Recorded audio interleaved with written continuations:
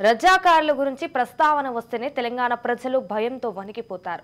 వారు సాగించిన హత్యాకాండ గురించి పల్లెల్లో ఇప్పటికీ కథలుగా చెప్పుకుంటారు.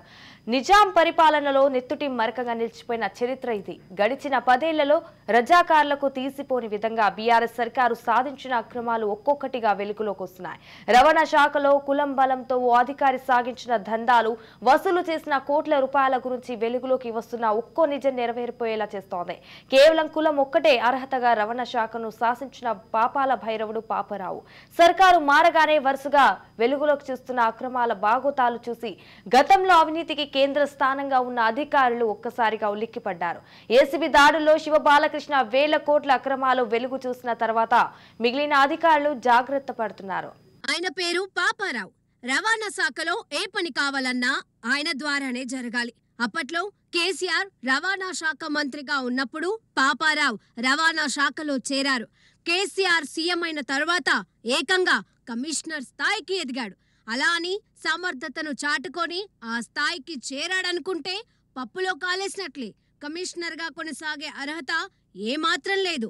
కేవలం కేసీఆర్ సొంత కుల సమీకరణే ఆయన్ను అక్కడ కూర్చోబెట్టింది. కేసీఆర్ కి ఎక్కడో వేలు విడిచిన బంధుత్వం కూడా ఉంది. ఇంతకన్నా పెద్ద అర్హతలు ఏముంటాయి? కేసీఆర్ కనుసన్నలలో మెలుగుతూ అందిన కాడికి దోచుకోవడమే పాపారావుకి నిర్దేశించిన కర్తవ్యం.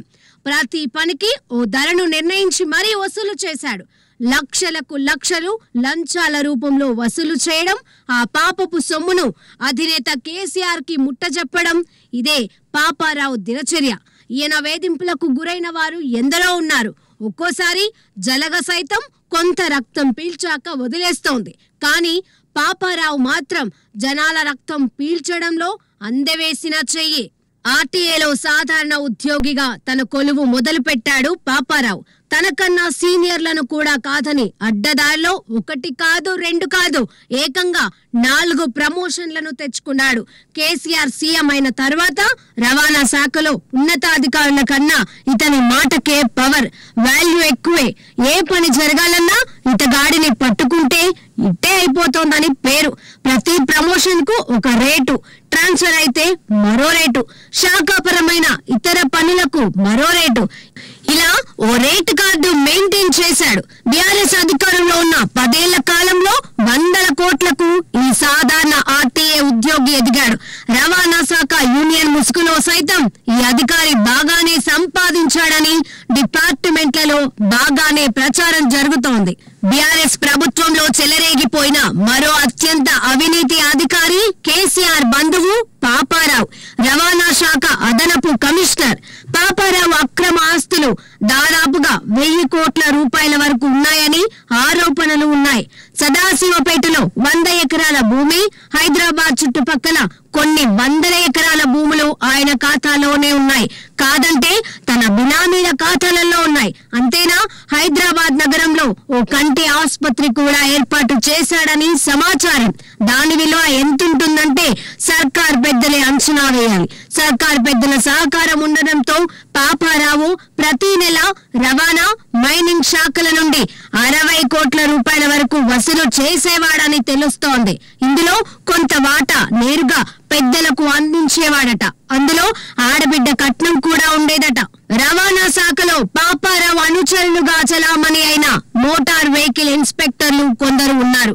అక్రమ వసూళ్లు వారి టార్గెట్. 9 ఏళ్లు ఒకే చోట పనిచేశారంటేనే వారు ఎంతగా తమ విధేయతను చాటుకున్నారో అర్థం చేసుకోవచ్చు. అందరికీ టార్గెట్ ఉండేది.